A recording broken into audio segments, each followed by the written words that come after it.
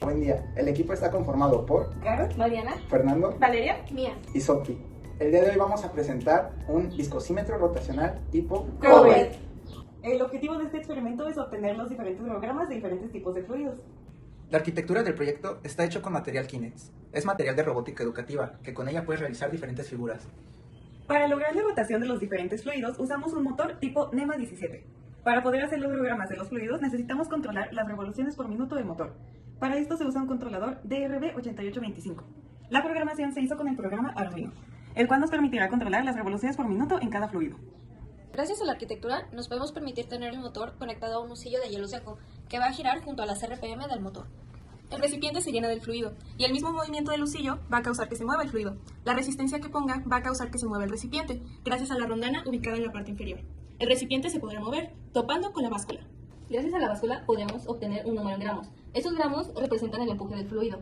Posteriormente, en los cálculos con esos datos obtendremos el esfuerzo cortante, que es uno de los ejes de los reogramas finales. Un fluido es una materia compuesta por moléculas unidas por fuerzas de atracción débiles. Puede haber variaciones según su estado de agregación. Puede haber líquidos que tienen volumen definido y se adaptan a la forma del recipiente, o los gases que no tienen forma ni volumen fijos. Estos se expanden para ocupar todo el espacio del recipiente. También puede variar según su viscosidad. Puede haber fluidos newtonianos, donde su viscosidad es constante y cambia únicamente dependiendo de la temperatura o la presión. Y los fluidos no newtonianos, su viscosidad varía dependiendo de la fuerza o la velocidad que se les aplique. También puede variar según su compresibilidad. Si son incompresibles, son aquellos cuya densidad no cambia significativamente cuando se les aplica presión. Y si son compresibles, su volumen y densidad varían fácilmente ante variaciones de presión. También puede haber variaciones dependiendo de su comportamiento ideal, ya que puede haber fluidos ideales, las cuales son fluidos teóricos que no tienen viscosidad, sin fricción interna y son totalmente incompresibles. O los fluidos reales, que son los fluidos que existen en la naturaleza, siempre presentan cierta resistencia al fluir, que estas vienen siendo la viscosidad, y la fricción en su movimiento. En 1687, Isaac Newton publicó su obra llamada Principios Matemáticos de la Filosofía Natural, en donde definió la viscosidad de un fluido utilizando un diagrama como este, en el que dos placas paralelas están colocadas en posiciones horizontales y separadas por un fluido, con la suposición de que el fluido no se ramaría por ningún lado y que el problema de transferencia de momentum está en una sola dimensión. Las placas están quietas y por lo tanto también el fluido contenido entre ellas, pero después un esfuerzo cortante en dirección X es aplicado en la placa superior y ésta se moverá a una velocidad v2 constante. El movimiento de la placa superior producirá una deformación en el fluido, que está en contacto directo con ella. Y si la placa inferior no se mueve, un gradiente de velocidades en dirección Y es producido, mientras que la dirección del movimiento es X. La cantidad de movimiento se transmite de las regiones de mayor velocidad a las de menor velocidad. Esto quiere decir que el esfuerzo cortante es proporcional al gradiente de velocidad, pero el gradiente perpendicular a la dirección del esfuerzo cortante. La constante de proporcionalidad entre esfuerzo cortante y el gradiente de velocidad se conoce como viscosidad dinámica. Matemáticamente, la ley de viscosidad es representada por la expresión mostrada en la diapositiva. El esfuerzo cortante con efecto de velocidades en y en dirección X es la letra tau con subíndices Yx, y es igual al producto de la viscosidad dinámica, μ, y el cambio de velocidades en X con respecto a Y. Y el signo menos se agrega para que la dirección de transferencia de momentum sea la correcta sin importar cuál de las velocidades extremas es mayor. La ley de viscosidad de Newton es un comportamiento experimental, y la viscosidad tiene que ser determinada para cada fluido. El esfuerzo cortante tiene unidades de Newton sobre metro cuadrado, la viscosidad dinámica tiene unidades de Newton por segundo sobre metro cuadrado, y el gradiente de velocidad en X con respecto a la posición de Y es de segundo a la menos 1. Como resultado del experimento vamos a obtener los diferentes hologramas de cada uno de los fluidos que analizamos. Pero primero que nada, ¿qué es un holograma? Este es un perfil de viscosidad. Básicamente se muestra el comportamiento de la viscosidad de un fluido en relación al esfuerzo de corte aplicado. Existen tres tipos principales de holograma. Estos varían dependiendo de los parámetros que se van a variar, o sea, los ejes X y los ejes Y. Existen tres tipos. Número 1, la viscosidad frente al esfuerzo de corte. Número 2, la viscosidad frente al gradiente de velocidad. Y por último, el esfuerzo de corte frente al gradiente de velocidad. Como se observa en la diapositiva, podemos tener un mismo fluido, en este caso pseudoplástico, pero que dependiendo del tipo de holograma va a generar curvas muy distintas. En nuestro caso vamos a tener gráficas o hologramas del tipo número 3, esfuerzo de corte frente al gradiente de velocidad. ¿Para qué vamos a usar estos hologramas que vamos a obtener? Básicamente para determinar la naturaleza del fluido, qué tipo de fluido es, pseudoplástico, dilatante, etc. Y solo para recordar un poquito de lo que vimos en clase, esta siguiente diapositiva se ven los diferentes tipos de curva de los diferentes tipos de fluido dentro del holograma que vamos a obtener. El viscosímetro es un equipo de análisis especializado para medir la viscosidad y los parámetros del flujo de un líquido. Este mide la resistencia de un fluido a fluir mediante la aplicación de una fuerza controlada, normalmente rotacional, sobre una muestra específica. Su principio de funcionamiento se divide en dos: la mecánica de la medición y el procesamiento de datos. La mecánica de la medición se basa en que un motor interno hace girar una aguja o un husillo sumergido en el líquido bajo la prueba. Un resorte calibrado mide la torsión o la resistencia que el fluido opone al movimiento del motor. En el procesamiento de datos, esta resistencia se convierte electrónicamente en una lectura de viscosidad, lo cual nos permite analizar cómo es que cambia la estructura del fluido ante diferentes fuerzas aplicadas. Para la invención de los viscosímetros, primero fue hecho un planteamiento sobre la necesidad de un equipo de medición de viscosidad por Newton, el cual estableció la fórmula para medir la viscosidad de los fluidos. El inventor oficial del primer viscosímetro fue Jean-Léonard Marie Poiseuille. En 1928, este francés creó el primer diseño oficial basado en el estudio de líquidos y tuberías. Su invento consistía en un tubo capilar en forma de U, con cámaras de mayor anchura en ambos lados, con esto permitiendo determinar el flujo laminar en estado estacionario. Conforme pasaron los años, el viscosímetro fue evolucionando hasta convertirse en los sistemas que tenemos hoy en día. Esta evolución se dio a cabo primero con Newton estableciendo la fórmula base para la viscosidad de los fluidos, después con Poiseuille en 1828, donde crea el primer tubo capilar en forma de U y crea el primer viscosímetro. Posteriormente, Wilhelm Oswald mejoró el diseño de Poiseuille, basándose en el uso de capilares curvos más amplios y la gravedad como fuerza principal. En el siglo XX se introdujeron los viscosímetros digitales y de Brookfield, los cuales mejoraron la precisión y facilidad de uso. Esto permitió una aplicación más amplia a la industria. Después tenemos los sistemas rotacionales modernos, los cuales son los de Brookfield y los digitales. Los viscosímetros de Brookfield son los más extendidos en la industria alimentaria y cosmética, ya que cuentan con una versatilidad de usillos para sumergirlos. Los viscosímetros digitales nos ofrecen pantallas de lectura directa y de alta precisión. Estos son ideales para laboratorios que requieren una trazabilidad y exactitud máxima. Los de Doppler miden el tiempo que tarda una esfera en caer por la muestra. Este es extremadamente preciso para líquidos transparentes. Los vibracionales son ideales para procesos industriales en tiempo real, y los cilindros coaxiales miden la viscosidad absoluta en lubricantes.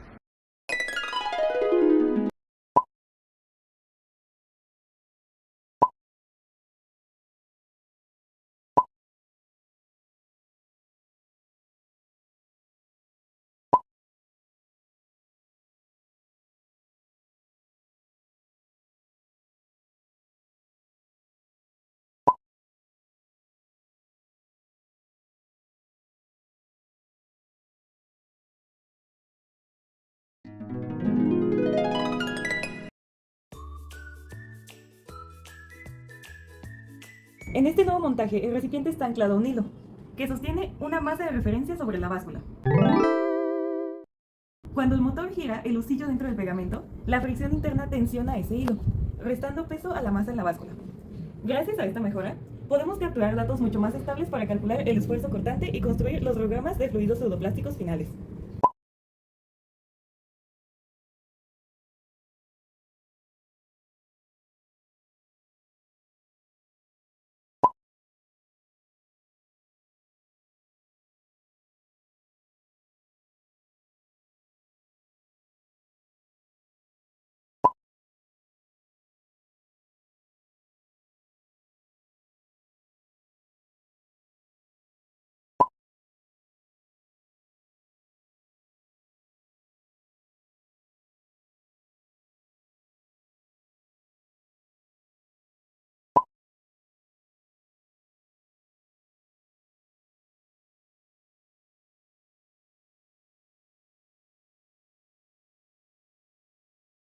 En esta parte del proyecto vamos a explicar cómo se realizan los cálculos del viscosímetro rotacional de cilindros concéntricos tipo Couette, qué representan las ecuaciones utilizadas y cómo a partir de los datos obtenidos experimentalmente podemos identificar si es un fluido newtoniano o no newtoniano.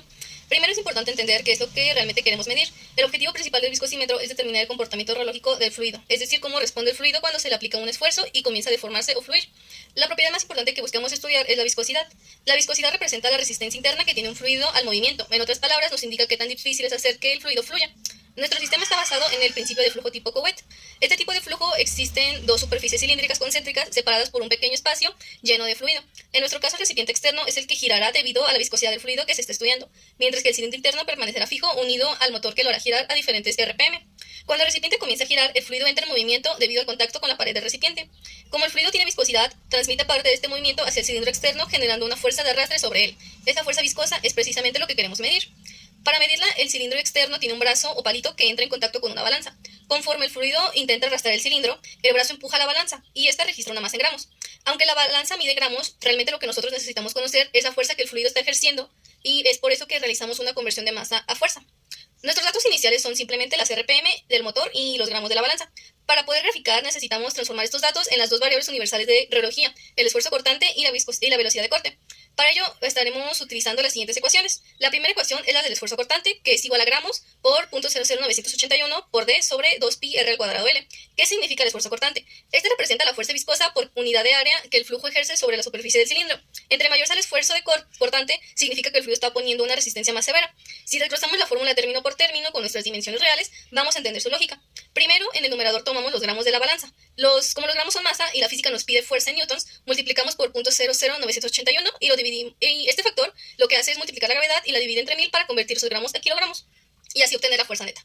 Luego vamos a multiplicar esa fuerza por la distancia D, que vendría siendo la longitud de nuestro palito amarillo, que es 6.5 centímetros o 0.065 metros. Multiplicar fuerza por distancia nos da el torque o momento de torsión, que es la fuerza de giro real que el fluido le transmitió al cilindro. En el denominador aparece el término 2pi r al cuadrado L. Aquí r es el radio del cilindro y L es la altura del cilindro que está sumergida en el fluido. Este término representa el área geométrica del cilindro combinada con el radio de rozamiento.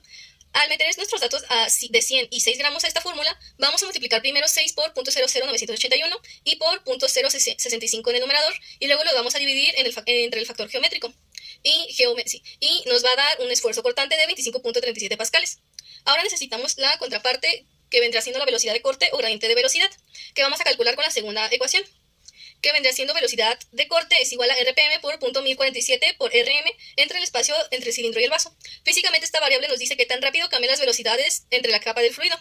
Al girar se provoca un cizallamiento o deformación en la maicena, y explicando sus componentes, empezamos por las RPM del motor, que se multiplican por 0.1047, que es el factor de conversión de RPM a velocidad angular en radianes por segundo. Luego lo multiplicamos por RM, que es el radio medio o promedio que hay entre el cilindro interno y el cilindro exterior, lo que nos da 0.030 metros. Al multiplicar la velocidad angular por este radio medio, obtenemos la velocidad lineal promedio de las mezclas.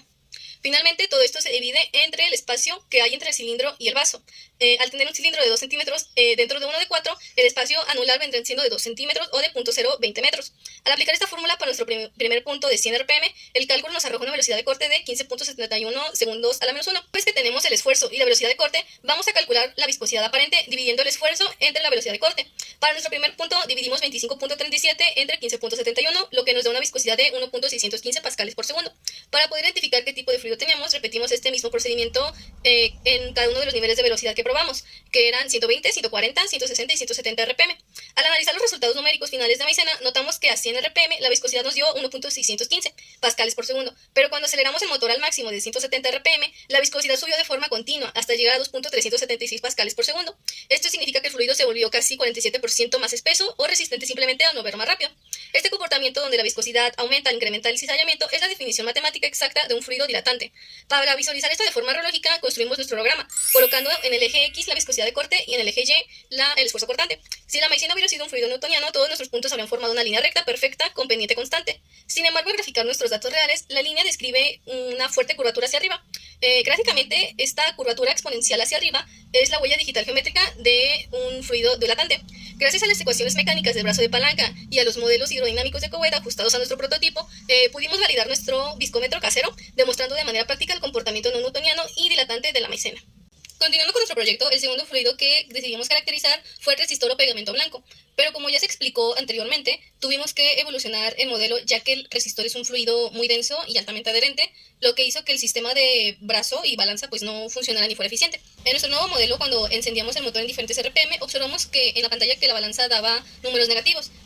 Al principio esto podría parecer error, pero ya analizando bien el sistema de fuerzas, el diagrama de fuerzas tiene sentido. Cuando comienza el motor a girar, la fricción del resistor arrastra el cilindro externo. Este cilindro, al querer rotar sobre su propio eje, tensa la cuerda y comienza a jalar el contrapeso hacia arriba, aliviando la presión sobre la báscula. Por lo tanto, el fluido estuvo cargando temporalmente parte del contrapeso. Para nuestros cálculos físicos, el valor real de la fuerza que ejerció el resistor es el valor absoluto de esa lectura. Es decir, si la báscula marcó menos 12 gramos, quiere decir que el resistor aplicó una fuerza de 12 gramos para levantar el bloque. Esos fueron los datos que procesamos. Como lo único que cambiamos fue la posición de la báscula y el brazo de palanca, los demás datos quedaron prácticamente iguales. Por ejemplo, el espacio de la brecha del fluido sigue siendo de 0.02 metros y el radio medio sigue también siendo igual a 0.030 metros. Aquí viene una aclaración fundamental respecto a las ecuaciones. En la fórmula del esfuerzo cortante se utiliza la distancia T del brazo de palanca, pero en este nuevo modelo, como la cuerda está enrollada y sale tangencialmente pegada al borde del cilindro, la distancia D se convierte exactamente en el radio del cilindro externo. ¿Y qué pasa con la demás longitud de la cuerda? Pues medimos el hilo que era aproximadamente 10 centímetros desde el cilindro hasta la balanza. Y es importante mencionar que el largo de la cuerda no vendría afectando en absoluto los cálculos, ya que en la física clásica una cuerda ideal solo funciona como un transmisor con transmisor continuo de tensión. La fuerza que sale del cilindro es exactamente la misma que llega al contrapeso. Vamos a demostrar cómo se comportan las ecuaciones utilizando nuestro primer punto experimental con el resistor a 60 RPM, donde se registró una masa de 12 gramos. Primero calculamos la velocidad de corte, que la ecuación vendrá siendo la misma. Ahora vamos a multiplicar los 60 RPM por .1047 para obtener la velocidad angular de 6.282 radianes por segundo. Luego lo vamos a multiplicar por nuestro radio medio, que es de 0.30 metros. Y vamos a obtener una velocidad lineal de 0.188 metros sobre segundos. Al dividir esta velocidad entre nuestro espacio de 0.020 metros, nos da una velocidad de corte de 9.42 segundos a la menos 1.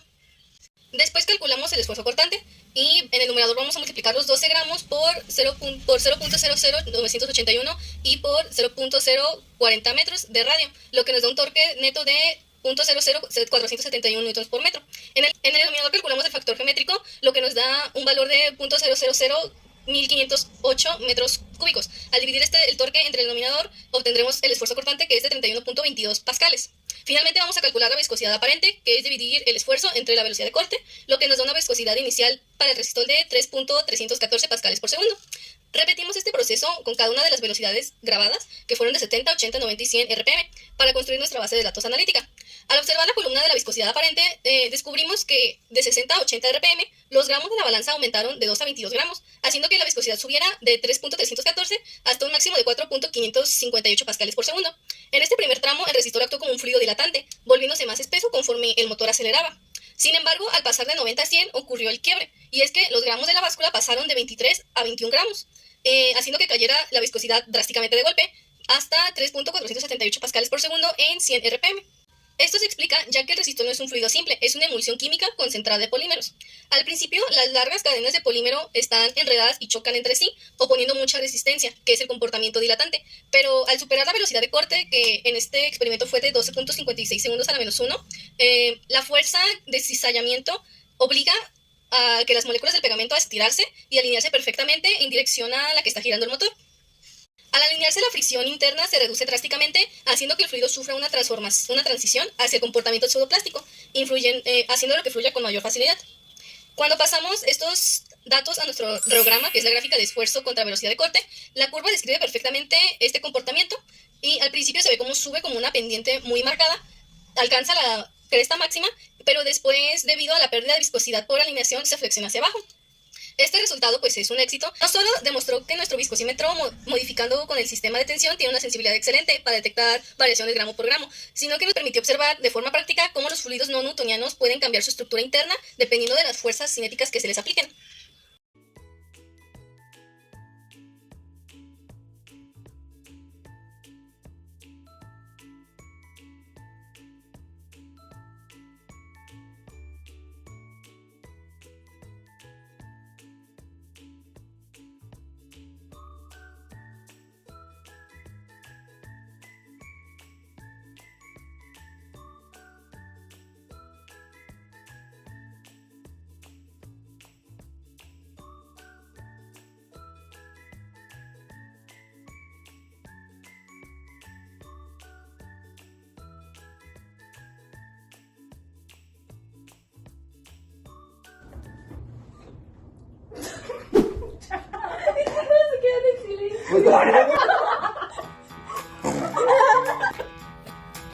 Ese era mi abanico favorito.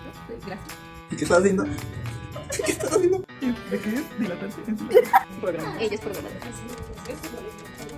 Estamos trabajando para ella.